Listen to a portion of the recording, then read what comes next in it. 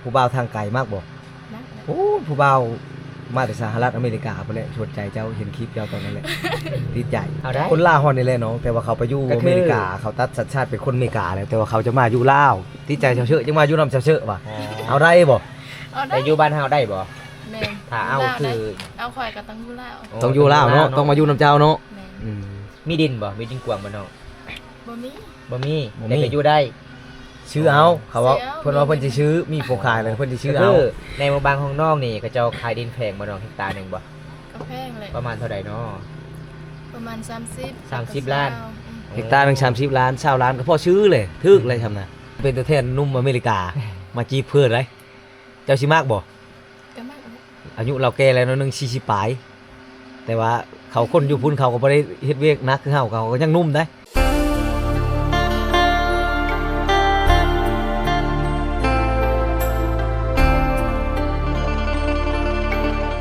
เชื่อนั่นได้อีกนี่ ก็ บ่ มาง าม ยอลงเด้อ ยันแต่บ่งามนะเชื่อ เออเบิ่งสิ เฮ็ดได้ดีนะ คือแต่บนยางเลยอยู่แต่กระถึงสวยเยอะ ห้องเราเนี่ยเด้อ เอาโชคเลยบ่เจ้าเอาบ่เชื่อเอาโชคบ่ ๆเอาสิ เอา3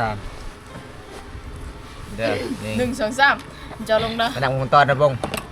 ตอนสุดท้ายไหมเด้อ ชื่อนะ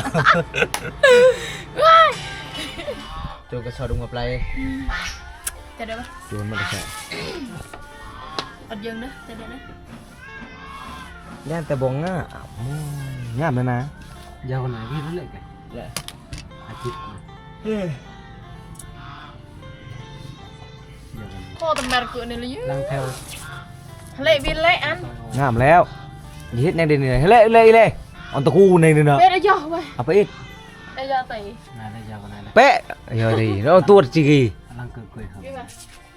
มันก็เหิม ยอน่ะอุ้ยลุยทาง เอาโยไปตะเบิ้งอะไรปานนี้ทุกคน อุ้ยลุยทางยอไป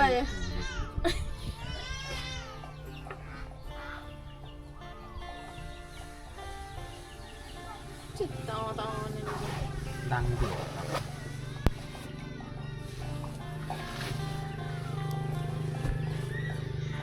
เอาเอ้ยสไลด์กะกีของความยาวไปไม่มีทางที่ไงตาอ่อนเลยอันตาคือตาเติงสบายเลย Itu dia je, andre boleh je. หนาวบ่เดี๋ยวนี้นะ ไง โอ้ย สบายดี สบายดี มางามเนาะโดนแล้วบ่ได้ไปเยี่ยมไปยาม เป็นยังไงไอมาตอนนั้นคือบ่ได้พอน้องอยู่เฮือนไปใส่น้อ เกี่ยวเขาออกเกี่ยวเขา อ้อเกี่ยวข้าวบ่ แม่ แล้วละบ่น้องมื้อนี้ แล้ว ปั้นเลยบ่ ปั้นแล้ว แต่อ้ายยังบ่ทันได้ปั้นน้องเด้อ ได้จักสอบเนาะ 50 สอบ 50สอบป้าเกี่ยวได้จักคนน้อง หลายคน หลายคนอยู่บ่อ๋อก็คือน้องจางเลยว่าเอาให้งานกัน พี่น้อง พี่น้องมาซอย แม่ อ๋อมื้อนี้ สิ บ่มีเงินบ่อ๋อ บ่มีเงินสิจ้า บ่มีเงินสิจ้างเอาเงินผู้บ่าวเด้มาจ้าง บ่มี บ่มีผู้บ่าวแสดงว่าอายมามื้อนี้เป็นจังไดเนาะฐานะของน้อง โซคือเก่า โสดคือเก่า แม่ จักเปอร์เซ็นต์เนาะจ้ะ 100%คือเก่า 100%คือเก่า แม่ ถ้าบ่ได้อยักจีบก็คือจีบได้เลยเนาะ แม่ อ๋อยังบ่มีผู้บ่าวเด้จ้า เจ้าชื่อว่าจังไดค่อยลืมแล้วชื่อเจ้าน้อง เช้าเสอะ สาวเซอะคนงามหมู่บ้านหยังนี่น้อง บ้านพูดแบบนี้ บ้านโพนบักมี่บ่ แม่ อ๋อบ้านพูนบักมี่ทุกคนเมืองหยัง เมืองน้อง แขวงหยัง แข้งสวรรณเขต แขวงสวรรณเขตเด้อทุกคน เจ้าคือบอกว่าแขวงอัตตปือ สาวสวยบ้านป่าเด้อทุกคนงามแบบธรรมศาสตร์เด้สาวลาวคิดนี่บ่ได้ทากระแป้งบ่ได้เสริมหน้าบ่ได้เสริมตาบ่ได้เสริมอันนั่นครับผมก็คืองามแบบธรรมศาสตร์เลยพี่น้อง อยู่เฮือนเจ้ามีจักคนเนาะ8คนอีพ่อไอ้เมย์ตอนนี้ไปใส่ล่ะ บ่ฮู้ บ่ฮู้บ่ ไป ไป เรียน เล่นก็คือน้องมื้อนี้พักผ่อนเนาะหาก็แล้วปั่นข้าวบ่ แม่ ก็คือน้องปั่นข้าวคือมื้อนี้อ๋อได้หันหยังกินปั่นข้าว กินเป็ด กินเป็ดก็คืออายมาเมื่อนี้มีติใจให้เจ้าได้บ่ เอาเนาะถ้ามีใจก็ให้ใจเนาะ แม่ แต่มื้อนี้ข่อยสิเอาใจ FC มาพักเจ้าเด้อได้บ่น้อง ได้ ได้บ่สิเอาเท่าใดเนาะใจเจ้า ค ค่าดองเจ้าเท่าใดน้องคันถ้ามีคนมาฮักเจ้า บ่ฮู้เลย บ่ฮู้บ่ แม่น แล้วแต่ถือปรองดองกันเนาะค่าดองก็คือเรื่องเงินคำบ่สำคัญที่สุดคือหยัง จิตใจ จิตใจโอ้บัดคำสิเว้าสุดยอดหลายทุกคนเลยสาวเสิร์ฟคนงามเด้อ งามคือเก้าเนาะมาบ่ได้กัน แม่น ไปปั้นข้าวหน้าผู้บ่าวบ่จะไปปั้นข้าวนะ โอ้ย หน้าไผ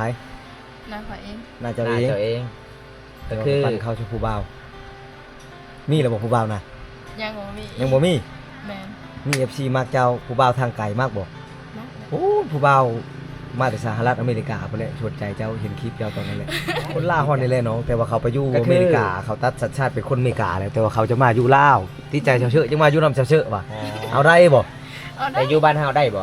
แม่น ถ้าเอาคือ เอาข่อยก็ต้องอยู่ลาว ต้องอยู่ลาวเนาะต้องมาอยู่นำเจ้าเนาะ แม่น อืม มีดินบ่มีดินกว้างบ่น้อง บ่มี บ่มี บ่มี แต่ก็อยู่ได้ ชื่อเอาเขาว่า ซื้อเอา เพิ่นว่าเพิ่นสิซื้อมีโปรขายเลยเพิ่นสิซื้อ ก็ เอา คือในหมู่บ้านของน้องนี่ก็เจ้าขายดินแพงบ่น้องเฮกตาร์หนึงบ่ ก็แพงเลย ประมาณเท่าใดเนาะ ประมาณ30 30ล้าน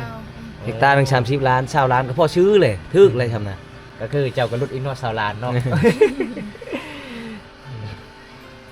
โอ้ยพี่น้องไอ้มาเมื่อนี้บรรยากาศยิ่งแรงทุกคนสิพายซีเสิร์ฟคนงามสาวแซกคนสวยสาวเล็ก เฮ้ยเฮ้ยเฮ้ย มีหยังเนาะจะเห็นหยังเนาะบ่าวแก้ว โอ้ยคอยเลยคิดว่าจะเห็นสาวเสิร์ฟนั่งอยู่นี่เด้แต่เมื่อนี้ เห็นเจ้าเชื่อคนงาม สาวเสิร์ฟ เขาจะตกใจอ่ะ ไอายคอได้บ่คอได้บ่ คอยัง แต่ไอายคออย่างเดียวว่าสันรักเธอนะ หลักได้ รักได้ก็คือ FC ให้ FC เนาะก็คือเจ้ากับบอมตากับเป็นพี่พี่น้องกันเนาะ บางคนมาเข้าใจว่าบอมตาทีมงานเฮาไปทางใดก็จีบสาวลาวว่าแม่นน้องๆก็คือเฮาก็จีบให้ FC เราทุกคนเลยต้องเข้าใจนํกันเด้อ เวลาน้องๆไปอาบน้ำยามแรกนี่ไปอาบอยู่ไสน้อง น้ำห้วย ๆน้ำห้วยบ่ แม่ ไล่ๆผู้สาวยามแรกนี่เขาเจ้าไปอาบน้ำห้วยเนาะก็คือยามแรงสิพาไอายไปอาบน้ำได้บ่น้อง ได้ ได้เนาะอ๋อบ่ผิดหวังบ่มาเรียกจีบไปเลย คัน FC จีบใครเด้ อ๋อก็คือ จีบให้ เออ ไอเป็นตัวแทนเลยนี่ ไอเป็นตัวแทนหนุ่มอเมริกา มาจีบเพื่อนเลยเจ้าชิมากบ่ ก็มาก อายุเราแก่แล้วเนาะนึง40ปลาย แต่ว่าเขาคนอยู่พุ่นเขาก็บ่ได้เฮ็ดเวียกหนักคือเฮาเขาก็ยังหนุ่มได้ คันเอาผู้บ่าวอยู่รุ่นเท้า เอาได้บ่ เขาแพงเนาะ ได้บ่จังเชื่อเอาได้เนาะ แม่น แต่ว่าต้องมาอยู่นำเจ้าค่าดอกเท่าไหร่ บ่ฮู้ บ่ฮู้ พาไปพ่อไอ้แม่ บ่แต่งก็ได้ โอ้ยก็ต้องแต่งเลยเนาะ ต้องมีฮีตเนาะ แม่น บ่แม่นเจ้ามีผัวแล้วบ่ ยัง เขาว่าเจ้าเคยมีผัวแล้วแม่นบ่ เออเค เคย ย มี แล้ว ตะกี้ เป็นไหม เคย ฮะ มีเนาะ แม่น อยู่นำกัน จักปีจักเดือนน้องอยู่น้ำพัว 2 เดือน 2 เดือน สองเดือน หลังจากนั้นก็เลิกกับพัว แม่น โอ้ก็คือน้องเอาพัวตอนนั้นอายุยังน้อยบ่น้อง 15 ปี 15 15ปี ตอนนี้ไอ้มามื้อนี้จักปีแล้วน้อง 16 19 19 ปี 19 โอ้ ปี 4 ปีเนาะสวดมา 4 ปีแล้วเนาะโอ้สวดมา 4 ปีทุกคน ก็คือน้องเอาพัวประมาณ2 เดือนก็ซ้ำบ่ได้เอาพัวเนาะก็คือน้องไปเที่ยวเพิ่นผู้บ่าวเนาะ ไปเบิ่งเพิ่นผู้บ่าวไปซอยเวียกบ่น้องอ๋อทุกคนเลย ช่วงล่างยังดีอยู่ หยอกเด้อคนเด้อ เป็นหยังคือปากกันกับผัวนะถามได้บ่ ถามว่าได้ บ่ได้เนาะบอกบ่ได้ก็บ่เป็นหยังให้ถามไปเลยคันบอกบ่ได้บ่เป็นหยัง ก็คือทางบันไดคือผ่านเลยเนาะ คันคือว่า เออ คันเจ้าเว้าว่าเลิกกันกับผัวชาวว่าเจ้าสิเอาผัวใหม่นี่ผัวเจ้าผัวเก่าจะบ่มานํบ่ยันเขามาทวงว่าโอ้เอาเมียค่อยได้น่ะบ่มีผัวมานํบ่บ่มีเนาะ เลิกก็คือเลิกเนาะ แล้วเรียบร้อยเนาะ เลิกมา เออ 4 ปีแล้ว จบเลย อ๋อเลิกมา4 ปี ได้ลูก แว แก่คนอยู่นํกันช่องเดือน ยังบ่มี อืมอย่าว่าแบบถือผ้ามาพร้อมเลย ยังบ่เคย ยังบ่เคยถือผ้าจักเทื่อ อืม อยู่ทำไมจักว่าจักว่าถือ เอา เคยมีผู้บ่าว ช่วยช่วยหน่อย ข่อยอาย สบายดีสวัสดีครับบ่าวสบายดี อ้าย วีโวสบาย โอ้ ดี คนบางงามๆหนุ่มบ่น่าอายเลย อายเนาะ เจ้าไปทางไหนก็มีคนมักคอยเบิ่งแล้ว เจ้างาม ขอบใจเด้อ ชาวแม่ห้างมหาเสน่ห์อันนี้เลยเขาเอา บ่มีเสน่ห์เด้อ มี สอบไปหาคือข่อย งานเป็นเราจึงได้ผัว เจ้ายิ้มเจ้าไผกับผู้นั้นมักเลย เซาเซอร์ อืม ไอายมามื้อนี้น้องนาวบ่ หนาวแฮง แต่อ้ายฮ้อนหลายได้ เอาไว้ไอ้กอดบ่ไอ้กอดให้ ทาหนาวนี่อยากมีคนมากอดบ่น้อง ยังมีเล อย ากมีเนาะก็คือคันถ่ายน้องว่าอยากมีเอาผู้บ่าวรุ่นอายุเท่าใดเนาะ 50-60ก็เอา 50-60ก็คือเอาบ่าวอายุรุ่นใหญ่เนาะอ๋อเวลาเขา 40 ปีก็เอา 40 ปีก็เอาโอ้ทุกคนเลย คือจังได้บ่าวรุ่นใหญ่ ตอนนี้สาวเซอะต้องการคู่เลยเด้อทุกคนกันสิฮอดหน้าหนาวแล้วพี่น้อง เพราะว่าบอมตามาหมู่บ้านน้องก็คือหนาวได้เห็นผู้สาวหลายๆคนก็คือเอาผ้าห่มมาตุงพี่น้อง ฉันนาวนะพี่ หนาวบ่อ๋อหนาวก็อดเอาเนาะเขาบ่ฮักก็อยู่คนเดียวได้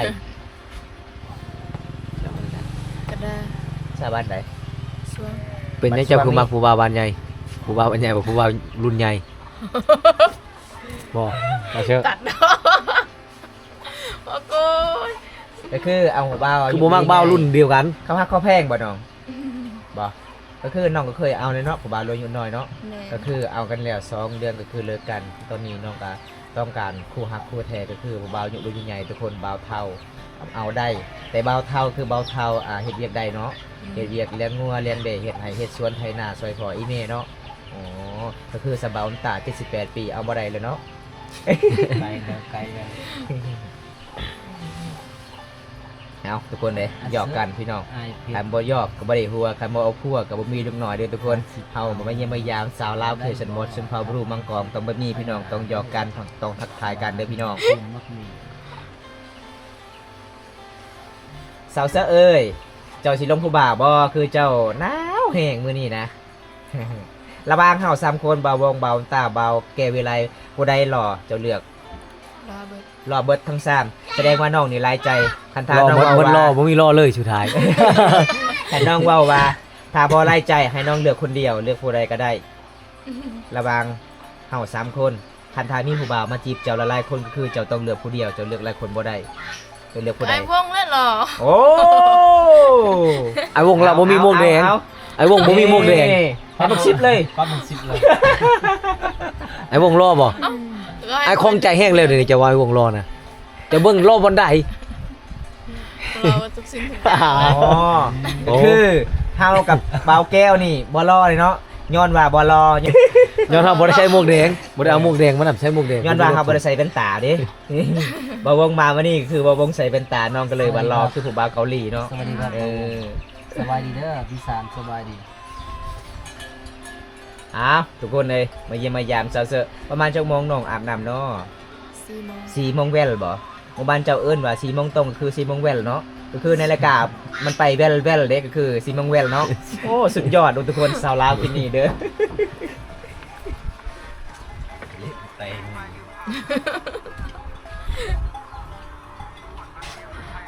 เอาทุกคนถามผู้ใดอยากมีคู่ฮักคู่แท้ใกล้สิฮอดหน้าหนาวตอนนี้สาวเสือต้องการคู่กอดเลยเด้อทุกคนเพราะว่าน้องตอนนี้ก็คือกอดแต่ผ้าห่มแต่บ่ตาอยากเข้าใกล้ๆแต่บ่กล้าเพราะว่าน้อง กอดได้บ่ ไฟบ่รอ ถ้าเชื่อ เอ้ย ไอ้กอดได้บ่เดี๋ยวนี้ตอนนี้ไอ้จะกอดขั้นตอนแรกได้เนาะคำคนบ่เห็นได้บ่มาลบผู้ชาวเท่านี้กอดได้เนาะ กดได้ กอดได้เป็นตากล้องเด้อบ่เป็นตาสิไปกอดเด้อ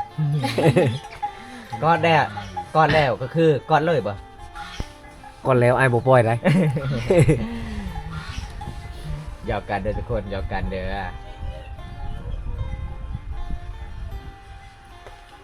คือสิหนาวแห้งเนาะเจ้าเนาะ ค่อยดีฮ้อนเด้สาวเสือ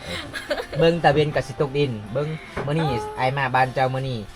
ก็ 34 ค่อย อง นอ ศาน เด้อ แหละค่อยบ่สบายเป็น บ่สบายบ่ แม่ อ๋อบ่ได้ซื้อยากินบ่น้อง บ่มี บ่มีเงิน บ่มีเงิน บ่มีเงินบ่แม่นบ่มีอาหาร ค่อยผิดเลยว่ะ หมู่บ้านของน้องนี่คันอยากซื้อยาก็คือบ่มีอาหารเด้อทุกคน บ่มีเงิน บ่มีเงินทุกคน เว้าอันนี้ก็ อืมน้องก็ดนแล้วบ่ได้เข้ากองเนาะน่าสิขึ้นเขินนิดนึงทุกคน แหม่ มาตอนนั้นก็คือน้องไปเอาปลาเอากุ้งสู่ทีมงานเฮากินน้องก็มีน้องปลาสองน้องเลยทุกคนใจดีหลายเซา ยัง เซ อยู่บ่ปลา เซ นะ พี่น้อง ปลานั้นยังอยู่บ่ เบิดแล้ว หมดแล้ว เมื่อแล้วก็คือตอนนี้อยากได้ผู้บ่าวมาจองแล้ว นำแฮงบ่ ให้เขาเจ้ามาซื้อลูกปลามาปล่อยเนาะ น้ำแห้งบ่มันจะมันนะโอ้แห้งเลยน้ำนั่นน่ะ เฮ้ยมันตูน ยังบ่ให้เนาะน้ำมันเลิก อย่าเอาบ่ได้ดิรัวปลาหมด รอ หมดจะดูดบ่ มีอันรอกินมี เออน้ำท่วม อันพินอินเลย อืม แต่ปืนเย็นละตัวเฮาเลย ในบ้านเจ้าหลักบ่ลักป่าบ่เนาะ น่าสิลักปลาได้อยู่ในน้ำพุ่น โอ้ยหลักได้ เอาปืนยิงเนาะ แต่กาตูมลือตารางบอดหัวดังนี่อยากระบายกาดอกอุ้ยทางติดปลาหางสุดนั้น ตัวถาเปลือยมาเลย เจ็บหัวเจ็บก้นแน่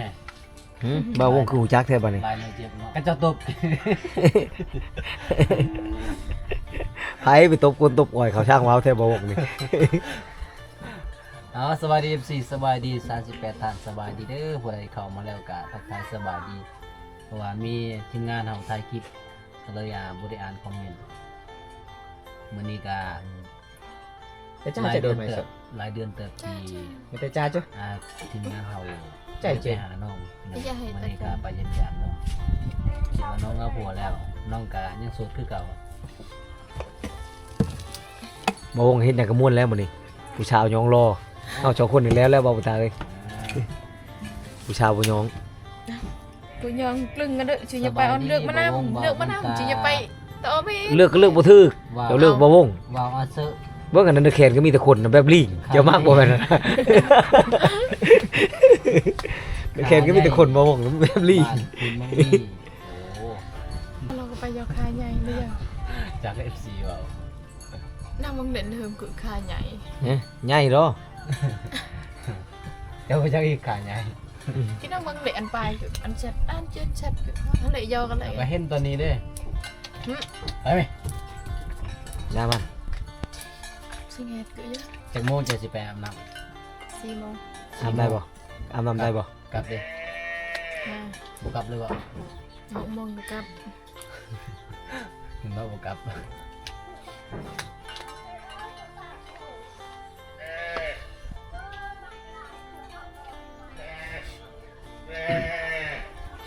นี่ แบบนี้บ่ต้องเฮ็ดก็ได้ อันนี้ก็ทำรายการเกี่ยวกับอะไร ก็ตั้งตาแก บ่ได้ตั้งผ้าเลยตั้งท้ายเจ้านี่เลยเบิ่งคนงาม กู นี่นะ งานตกไปโชว์มากูงานกูเรียบมันนะ มันจะโชว์เป็นนางโชว์โชว์ของนู่นน่ะ ไปดิ เจ้าสิโชว์หยังโชว์ความงามเจ้าโชว์เบิ่ง โชว์ความงามเลย ยังบ่เท่านั้นบ่ยังอยู่ที่ความงามน่ะ กระเบิด คอยหนาวให้โชว์ไปได้เจ้าอย่าไปได้ 4 โมงยัง เดี๋ยวปะเป้ยลงมือไปเรียนหนู อย่าดีรถไปไป ตัวยาโนมันดูนเนี่ยดูนใช่ไหมตัวยาเด็ก ไหนไอให้ดูหน่อยดูอย่างนอสิเบิ้งยังไงสิเบิ้งผู้สาวบ่ เจ้าดันไหนก็ เสี ช่วยไหนช่วยกี่ สบายดี เป็นได้ไหมคือว่าหนาวแต่หมู่บ่ได้หนาวกับเจ้าหนาวบ่เจ้านี่จักก็บ่ได้อาบน้ เขาสบาย ำบ่สบายปานใดกินแล้วบ่ยา นอนไปไปนอนซะเป็นใครโมเมนต์นะก็รู้จักแล้วเจ้าบ่ได้เป็นใครเจ้าลมผู้เบาดึกเมื่อคืนนี่จนแจ้งแล้วบ่ได้นอนคนหิวนอนสภาพแบบนี้นะตั้งคอยรู้จักผู้เบาก่อนเมื่อคืนแล้วเมื่อยผู้เบาซื้อเบียร์ให้กินม่อมเบียร์เมื่อคืนแล้วเมาพร้อมทั้งเมาทั้งเมื่อยบ่ได้นอนเลยเมื่อสภาพแบบนี้คือเห็นนี่แหละ โดนเลยบริกิน แล้วมาตัวทีมงานเฮาเอาใครมีท่านหมอมานำไปเอาหมอมากวดได้คันบ่ใครเฮ็ดอะไรเอามาสิแทกเอาบอลอดมาบ่มุตาแทกมื้อนี้ แทกเลยเอ็ดว่าล็อกนี่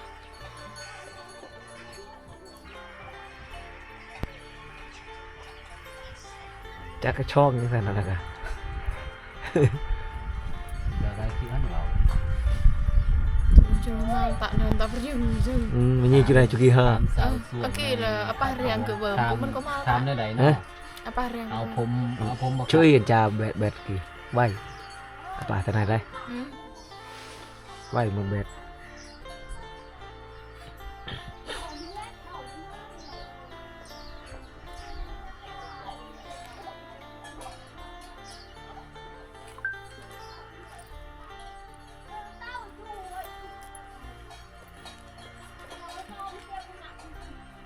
Sungguh, yang menang jatuh bang Nau. นะจ๊ะ cha tiêu bằng nhọn là nhóc kí chả ยำเละนะจ๊ะ nhằm ta có tự đầu chả นี่ล่ะ em đây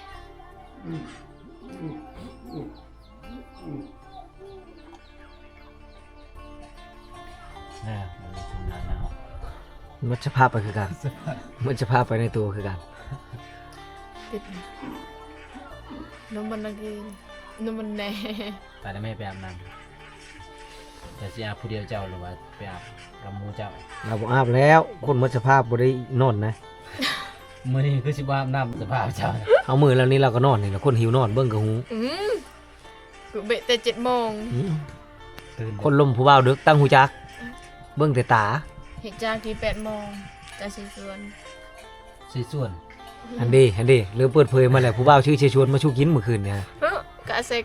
นี่มีเบียร์พร้อมปองหนึงในใส่เขาเห็นนี่กินเบียร์เมื่อคืนนี่ ได้สิส่วนอยู่เมื่อ như vậy ใกล้สิ hiện cả sec ผู้บ่าวจะคนมาเมื่อคืนนี่บ้านใด bấm đi บ่มีผู้บ่าวชื่อเชยชวนมาให้คนเลี้ยวมาผู้ตั้งเขาเห็นเมื่อวานนี่เจ้านั่งอยู่บ่อนนั่นน่ะ อืม นี่ผู้บ่าวนั่งอยู่บ่อนนี่ผู้หนึงน่ะกอดเจ้า ừ. เมื่อคืนนี่ตั้งเขาหูจัก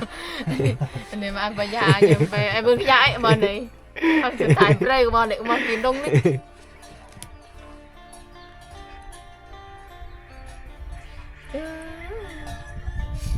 nãy giờ bữa sập hạp nã lệ cái lệ lằng kì